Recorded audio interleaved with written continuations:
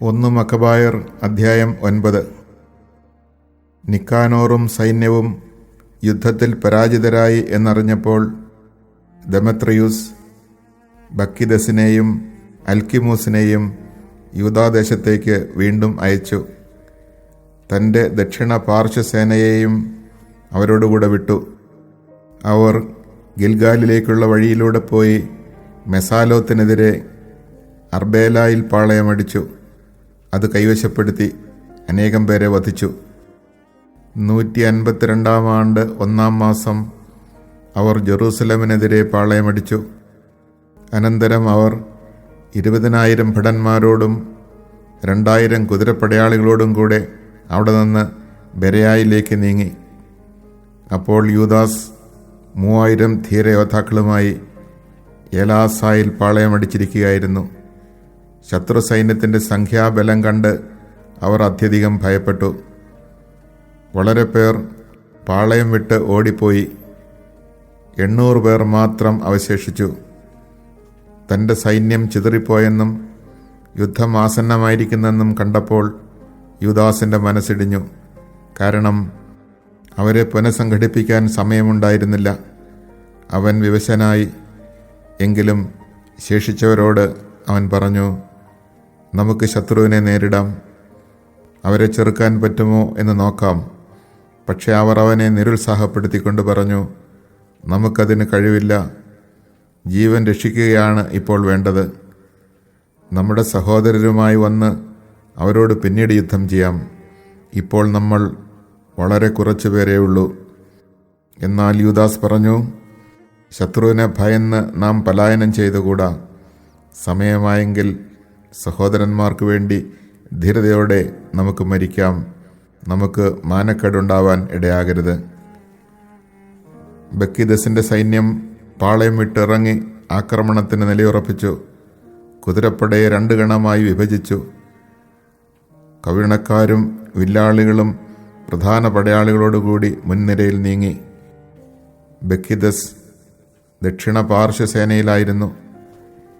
ഇരുവശങ്ങളിലുമുള്ള സൈന്യവിഭാഗങ്ങളുടെ മധ്യത്തിലൂടെ കാഹളധ്വനിക്കൊത്ത് കാലാൾപ്പട മുന്നോട്ട് നീങ്ങി. യൂദാസിനോടുകൂടെ ഉണ്ടായിരുന്നവരും കാഹളം മുഴക്കി. സൈന്യങ്ങളുടെ ശബ്ദകോലാഹലത്താൽ ഭൂമി പ്രകമ്പനം കൊണ്ടു. പ്രഭാതം മുതൽ പ്രദോഷം വരെ യുദ്ധം നടന്നു. ബക്കിദസും അവൻ്റെ ശക്തമായ സൈന്യവും വലതുവശത്താണെന്ന് യൂദാസ് മനസ്സിലാക്കി. ധൈര്യശാലികളായ എല്ലാ പടയാളികളും യൂദാസിനോട് ചേർന്ന് ശത്രുവിൻ്റെ ദക്ഷിണ പാർശ്വസേനയെ തോൽപ്പിച്ച് അസോത്തൂസ് മല വരെ ഓടിച്ചു. ദക്ഷിണ പാർശ്വം തകർക്കപ്പെട്ടു എന്ന് മനസ്സിലാക്കിയ വാമപാർശ്വസേന തിരിഞ്ഞുവന്ന് യൂദാസിൻ്റെയും കൂട്ടരുടെയും പിന്നാലെ എത്തി. യുദ്ധം ഭീകരമായി. ഇരുഭാഗങ്ങളിലും അനേകം പേർ മുറിവേറ്റ് വീണു. യൂദാസും നിലം പതിച്ചു. ശേഷിച്ചവർ പലായനം ചെയ്തു. യോനാഥാനും ശെമയോനും തങ്ങളുടെ സഹോദരൻ യൂദാസിനെ എടുത്തുകൊണ്ടുപോയി തങ്ങളുടെ പിതാക്കന്മാരുടെ മൊദയിനിലുള്ള കല്ലറയിൽ സംസ്കരിച്ചു. അവനെ ഓർത്ത് അവർ കരഞ്ഞു. ഇസ്രായേൽ ഒന്നടങ്കം ദുഃഖമാചരിച്ചു. വളരെ നാളുകൾ അവർ ഇങ്ങനെ വിലപിച്ചുകൊണ്ടിരുന്നു. ഇസ്രായേലിൻ്റെ രക്ഷകനായ ശക്തൻ പതിച്ചതെങ്ങനെ? യൂദാസിൻ്റെ മറ്റു ചെയ്തികളും അവൻ നടത്തിയ യുദ്ധങ്ങളും ധീരപ്രവൃത്തികളും അവൻ്റെ മഹത്വവും ഇവിടെ രേഖപ്പെടുത്തിയിട്ടില്ല. അവ അത്രയ്ക്കധികമാണ്. യൂദാസിൻ്റെ മരണത്തിന് ശേഷം അധർമ്മികൾ ഇസ്രായേലിലെങ്ങും തലപൊക്കി. അനീതി പ്രവർത്തിച്ചിരുന്നവരെല്ലാം പുറത്തു വന്നു. അക്കാലത്ത് വലിയൊരു ക്ഷാമമുണ്ടായി. അപ്പോൾ അവരോടൊപ്പം രാജ്യവും ശത്രുപക്ഷത്ത് ചേർന്നു. ബക്കിദസ് അധർമ്മികളെ തിരഞ്ഞെടുത്ത് രാജ്യത്തിൻ്റെ ഭരണ ചുമതല ഏൽപ്പിച്ചു. യൂദാസിൻ്റെ സ്നേഹിതരെ തിരഞ്ഞുപിടിച്ച് അവർ ബക്കിദസിൻ്റെ അടുത്ത് കൊണ്ടുവന്നു. അവൻ അവരോട് പ്രതികാരം ചെയ്യുകയും അവരെ അധിക്ഷേപിക്കുകയും ചെയ്തു. ഇപ്രകാരം ഇസ്രായേലിന് വലിയ കഷ്ടതകളുണ്ടായി. പ്രവാചകന്മാരുടെ കാലത്തിന് ശേഷം ഇന്നോളം ഇതുപോലൊരു ദുരന്തം അവർക്ക് നേരിടേണ്ടി വന്നിട്ടില്ല. യൂദാസിൻ്റെ സ്നേഹിതന്മാർ ഒന്നിച്ചുകൂടി യോനാഥാൻ്റെ അടുക്കൽ വന്ന് പറഞ്ഞു, നിന്റെ സഹോദരൻ യൂദാസിൻ്റെ മരണത്തിന് ശേഷം നമ്മുടെ ശത്രുക്കൾക്കും ബക്കിദസിനും എതിരെ പോരാടാനും നമ്മെ വെറുക്കുന്ന നമ്മുടെ ജനത്തിൽപ്പെട്ടവരെ വേണ്ട വിധം നേരിടാനും അവനെപ്പോലെ ആരും നമുക്കില്ല. അതിനാൽ ഞങ്ങൾക്ക് വേണ്ടി പൊരുതാൻ അവന് പകരം ഞങ്ങളുടെ ഭരണകർത്താവും നേതാവുമായി ഞങ്ങളിന്ന് നിന്നെ തിരഞ്ഞെടുത്തിരിക്കുന്നു. യോനാഥാൻ നേതൃത്വം സ്വീകരിക്കുകയും സ്വസഹോദരൻ യൂദാസിൻ്റെ സ്ഥാനം ഏറ്റെടുക്കുകയും ചെയ്തു. ഇതിനെക്കുറിച്ച് കേട്ട ബക്കിദസ് അവനെ വധിക്കാൻ പരിശ്രമം തുടങ്ങി. എന്നാൽ യോനാഥാനും സഹോദരൻ ശിമെയോനും അവരോടുകൂടെ ഉണ്ടായിരുന്നവരും ഇതറിഞ്ഞ് തെക്കോവയിലെ മരുപ്രദേശത്തേക്ക് ഓടിപ്പോയി അസ്ഫാർ കുളത്തിനരികെ പാളയമടിച്ചു. സാബത്ത് ദിവസം ഈ വിവരമറിഞ്ഞ ബക്കിദസ് സൈന്യവുമൊത്ത് ജോർദാൻ കടന്നു. ഏറെയുണ്ടായിരുന്ന തങ്ങളുടെ സാധന സാമഗ്രികൾ സൂക്ഷിക്കാൻ സ്നേഹിതരായ നബത്തേയരോട് അഭ്യർത്ഥിക്കുന്നതിന് യോനാഥാൻ സ്വസഹോദരനെ ജനത്തിൻ്റെ നേതാവായി അയച്ചു. എന്നാൽ മെദേബായിൽ നിന്ന് യാംബ്രിയുടെ പുത്രന്മാർ വന്ന് യോഹന്നാനെ പിടിച്ചുകൊണ്ടുപോവുകയും അവൻ്റെ പക്കലുണ്ടായിരുന്നവയെല്ലാം കൈവശപ്പെടുത്തുകയും ചെയ്തു. പിന്നീട് യോനാഥാനും സഹോദരൻ ശിമെയോനും ഇങ്ങനെ കേട്ടു: യാംബ്രിയുടെ മക്കൾ വലിയ ഒരു വിവാഹാഘോഷം നടത്തുകയാണ്. കാനാനിലെ മഹാപ്രഭുക്കളിലൊരുവൻ്റെ മകളാണ് വധു. അവളെ അവർ നദാബത്തിൽ നിന്ന് വലിയ പരിവാരത്തോടെ കൊണ്ടുവരുന്നു. തങ്ങളുടെ സഹോദരൻ യോഹന്നാൻ്റെ രക്തത്തെക്കുറിച്ച് അവർ ഓർത്തു. അവർ പോയി മലയുടെ മറവിൽ ഒളിച്ചിരുന്നു. അവർ തലയുയർത്തി നോക്കിയപ്പോൾ ധാരാളം സാധന സാമഗ്രികൾ വഹിച്ചുകൊണ്ട് ശബ്ദകോലാഹലത്തോടെ നീങ്ങുന്ന ഒരു ഘോഷയാത്ര കണ്ടു. ആയുധധാരികളായ സ്നേഹിതന്മാരോടും സഹോദരന്മാരോടുമൊത്ത് തമ്പുരുവിൻ്റെയും ഗായകരുടെയും അകമ്പടിയോടെ വരൻ അവരെ സ്വീകരിക്കാൻ വന്നു. പതിയിരുന്നവർ ഉടനെ പാഞ്ഞു ചെന്ന് അവരെ കൊല്ലാൻ തുടങ്ങി. വളരെ പേർ മുറിവേറ്റ് വീണു. ശേഷിച്ചവർ മലയിലേക്ക് ഓടി രക്ഷപ്പെട്ടു. യോനാഥാനും കൂട്ടരും അവരുടെ സാധന സാമഗ്രികൾ മുഴുവൻ കൈവശപ്പെടുത്തി. അങ്ങനെ വിവാഹം വിലാപമായി മാറി, ഗായകരുടെ സ്വരം ചരമഗാനമായും. തങ്ങളുടെ സഹോദരൻ്റെ രക്തത്തിന് പൂർണ്ണമായും പകരം വീട്ടിക്കഴിഞ്ഞപ്പോൾ അവർ ജോർദാനിലെ ചതുപ്പ് നിലങ്ങളിലേക്ക് മടങ്ങി. ബക്കിദസ് ഇത് കേട്ട് വലിയൊരു സേനയുമായി സാബത്ത് ദിവസം ജോർദാൻ കരയിലെത്തി. യോനാഥാൻ അനുയായികളോട് പറഞ്ഞു: നമുക്ക് ജീവന് വേണ്ടി സധൈര്യം പൊരുതാം. കാര്യങ്ങളിപ്പോൾ മുൻപത്തെ പോലെയല്ല. ഇതാ ശത്രു നമ്മെ വളഞ്ഞിരിക്കുന്നു. ഒരു വശത്ത് ജോർദാൻ നദി, മറുവശത്ത് ചതുപ്പ് നിലവും കുറ്റിക്കാടുകളും. എങ്ങോട്ടും തിരിയുക സാധ്യമല്ല.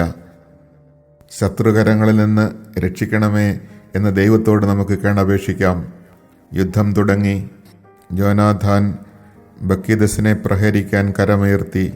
എന്നാൽ അവൻ വഴുതി മാറി പിൻനിരയിലേക്ക് പോയി. അനന്തരം യോനാഥാനും കൂട്ടരും ജോർദാനിലേക്ക് ചാടി നീന്തി അക്കരെ കടന്നു.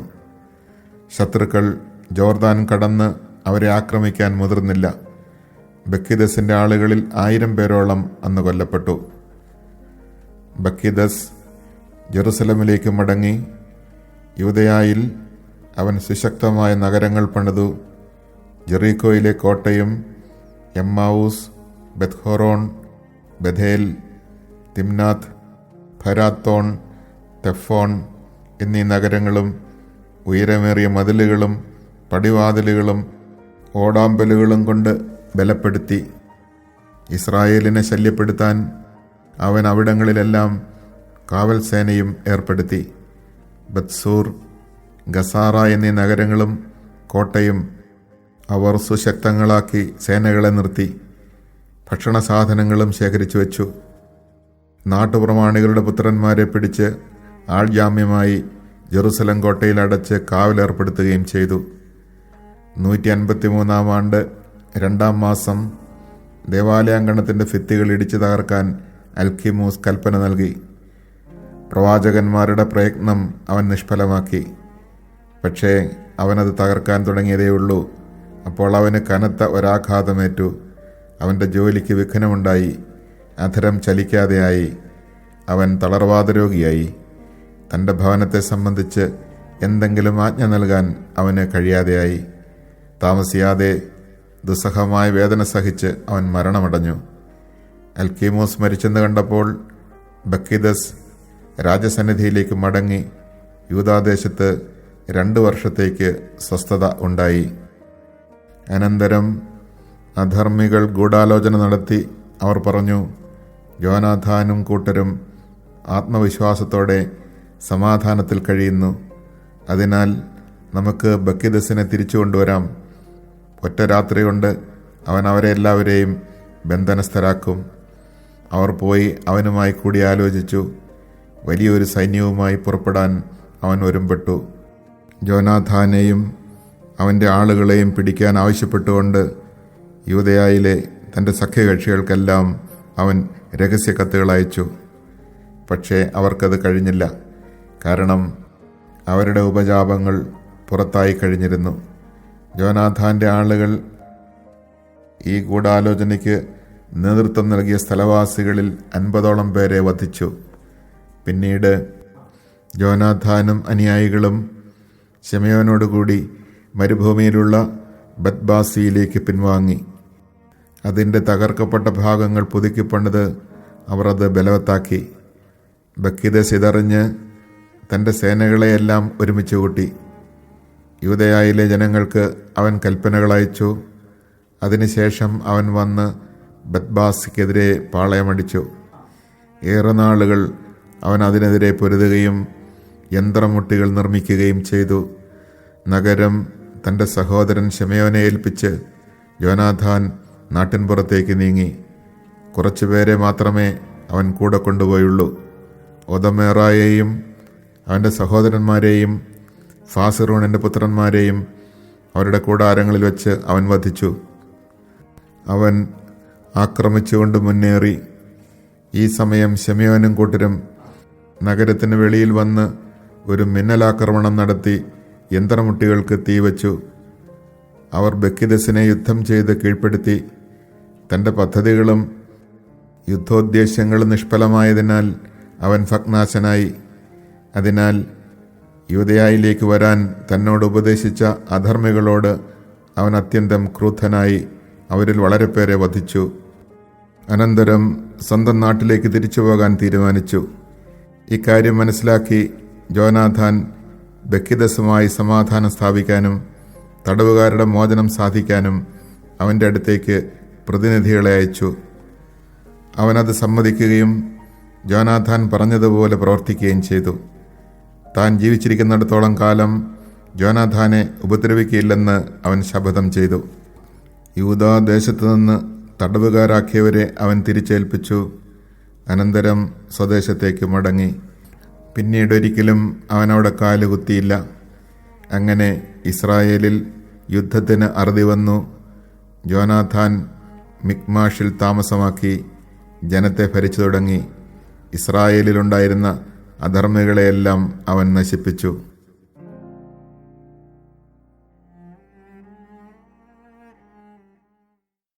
Chapter 9. When Demetrius heard that Nicanor and his army had fallen in battle, he again sent Bacchides and Alcimus into the land of Judah, along with the right wing of his army. They took the road to Galilee, and camping opposite the ascent at Arbela, they captured it and killed many people. In the first month of the year 152, they encamped against Jerusalem. Then they set out for Berea with 20,000 men and 2,000 cavalry. Judas, with 3,000 picked men, had encamped at Elasa. When his men saw the great number of the troops, they were very much afraid, and many slipped away from the camp, until only 800 men remained. As Judas saw that his army was melting away just when the battle was imminent, he was panic-stricken, because he had no time to gather them together. But in spite of his discouragement, he said to those who remained, "Let us go forward to meet our enemies. Perhaps we can put up a good fight against them." They tried to dissuade him, saying, "We certainly cannot. Let us save our lives now and come back with our kinsmen and then fight against them. Now we are too few." But Judas said, "Far be it from me to do such a thing as to flee from them. If our time is come, let us die bravely for our kinsmen, and not leave a stain upon our glory." Then the army of Bacchides moved out of camp and took its position for combat. The cavalry were divided into 2 squadrons, and the slingers and the archers came on ahead of the army, and all the valiant men were in the front line. Bacchides was on the right wing. Flanked by the 2 squadrons, the phalanx attacked as they blew their trumpets. Those who were on Judas's side also blew their trumpets. The earth shook with the noise of the armies, and the battle raged from morning until evening. Seeing that Bacchides was on the right with the main force of his army, Judas, with all the most stout-hearted rallying to him, drove back the right wing, and pursued them as far as the mountain slopes. But when the men on the left wing saw that the right wing was driven back, they turned and followed Judas and his men, taking them in the rear. The battle was fought desperately, and many on both sides fell wounded. Then Judas fell, and the rest fled. Jonathan and Simon took their brother Judas and buried him in the tomb of their fathers at Modian. All Israel bewailed him in great grief. They mourned for him many days, and they said, "How the Mighty One has fallen, the Savior of Israel!" The other acts of Judas, his battles, the brave deeds he performed, and his greatness have not been recorded, but they were very many. After the death of Judas, the transgressors of the law raised their heads in every part of Israel, and all kinds of evil doers appeared. In those days there was a very great famine, and the country deserted to them. Bacchides chose impious men, and made them masters of the country. These sought out and hunted down the friends of Judas, and brought them to Bacchides, who punished and derided them. There had not been such great distress in Israel since the time prophets ceased to appear among the people. Then all the friends of Judas came together and said to Jonathan, "Since your brother Judas died, there has been no one like him to oppose our enemies, Bacchides and those who are hostile to our nation. Now therefore we have chosen you today to be our ruler and leader in his place, and to fight our battle." From that moment Jonathan accepted the leadership and took the place of Judas his brother. When Bacchides learned of it, he sought to kill him. But Jonathan and his brother Simon and all the men with him discovered this, and they fled to the desert of Tekoa and camped by the waters of the pool of Asphar. Jonathan sent his brother as leader of the convoy to ask permission of his friends, the Nabateans, to deposit with them their great quantity of baggage. But the sons of Jambri from Medaba made a raid, and seized and carried off John and everything he had. After this, word was brought to Jonathan and his brother Simon, "The sons of Jambri are celebrating a great wedding, and with a large escort they are bringing the bride, the daughter of one of the great princes of Canaan, from Nadabath." Remembering the blood of John their brother, they went up and hid themselves under cover of the mountain. They watched, and suddenly saw a noisy crowd with baggage. The bridegroom and his friends and kinsmen had come out to meet the bride's party, with tambourines and musicians and much equipment. The Jews rose up against them from their ambush and killed them. Many fell wounded, and after the survivors fled toward the mountain, all their spoils were taken. Thus the wedding was turned into mourning, and the sound of music into lamentation. Having taken their revenge for the blood of their brother, the Jews returned to the marshes of the Jordan. When Bacchides heard of it, he came on the Sabbath to the banks of the Jordan with a large force. Then Jonathan said to his companions, "Let us get up now and fight for our lives, for today is not like yesterday and the day before. The battle is before us, and behind us are the waters of the Jordan on one side, marsh and thickets on the other, and there is no way of escape. Cry out now to heaven for deliverance from our enemies." When they joined battle, Jonathan raised his arm to strike Bacchides, but Bacchides backed away from him. Jonathan and his men jumped into the Jordan and swam across to the other side, but the enemy did not pursue them across the Jordan. 1,000 men on Bacchides' side fell that day. On returning to Jerusalem, Bacchides built strongholds in Judea, the Jericho fortress, as well as Emmaus, Beth-horon, Bethel, Timnath, Pharathon, and Tephon, with high walls and gates and bars. In each he put a garrison to oppose Israel. He fortified the city of Bethzur, Gazara, and the citadel, and put soldiers in them and stores of provisions. He took as hostages the sons of the leaders of the country, and put them in custody in the citadel at Jerusalem. In the year 153, in the 2nd month, Alcimus ordered the wall of the inner court of the sanctuary to be torn down, thus destroying the work of the prophets. But he only began to tear it down. Just at that time he had a stroke, and his work was interrupted. His mouth was closed, and he was paralyzed, so that he could no longer utter a word to give orders concerning his house. Finally he died in great agony. Seeing that Alcimus was dead, Bacchides returned to the king, and the land of Judah was quiet for 2 years. Then all the transgressors of the law held a council, and said, Jonathan and his companions are living in peace and security. Now then, let us have Bacchides return, and he will capture all of them in a single night. So they went and took counsel with him. When Bacchides was setting out with a large force, he sent letters secretly to all his allies in Judea, telling them to seize Jonathan and his companions. They were not able to do this, however, because their plot became known. In fact, Jonathan's men seized about 50 of the men of the country who were ringleaders in the mischief, and put them to death.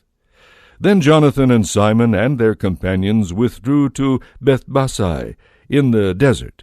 They rebuilt and strengthened its fortifications that had been demolished. When Bacchides learned of this, he gathered together his whole force and sent word to those who were in Judea. He came and pitched his camp before Bethbasai, and constructing siege machines, he fought against it for many days. Leaving his brother Simon in the city, Jonathan, accompanied by a small group of men, went out into the field.